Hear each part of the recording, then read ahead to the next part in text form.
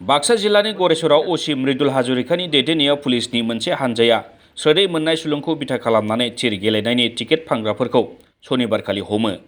गरेश्वर बैथामारि ओनसोलाव गोबाव साननिफ्रायनो थिर गेलेनायनि टिकेट फाननाया सोलिबोदोंमोन।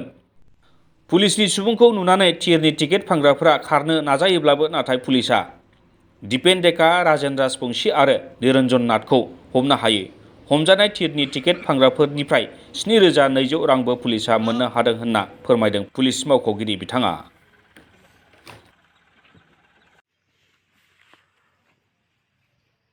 গোপন এটা তথ্যৰ ভিত্তিত আমি জানিব পাৰিছিলোঁ আজি বহুদিন ধৰি গুৰেশ্বৰ থানাৰ এলেকাত অবৈধভাৱে এটা তীৰৰ ব্যৱসায় চলাই আহিছে কিছুমান দুষ্কৃতিকাৰী লোকে। আৰু এই গোটেই তীৰৰ ব্যৱসায়টো আমাৰ গুৰেশ্বৰ থানা এলেকাৰ বৈঠামাৰীৰ পৰা দীপেন ডেকাৰ নেতৃত্বত চলি আছে বুলি আমি এটা তথ্য লাভ কৰিছিলোঁ। আৰু সেই তথ্যৰ ভিত্তিত প্ৰথমেই আমাৰ গুৰেশ্বৰ বজাৰত আমি প্ৰথমে শ্যাম ৰাজবংশী এজনক আমি প্ৰথমে কৰায়ত্ব কৰিবলৈ সক্ষম হওঁ আৰু তেওঁৰ পৰা আমি কিছুমান গেম্বেলিং মেটেৰিয়েলছ আমি চিজ কৰোঁ।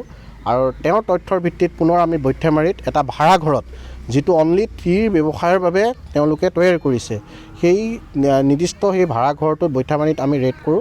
আৰু ৰেড কৰি পেলাই তাত আমি দীপেন ডেকাক আমি কৰায়ত্ব কৰিবলৈ সক্ষম হওঁ আৰু এজন নিৰঞ্জন নাথ আমি কৰায়ত্ব কৰোঁ।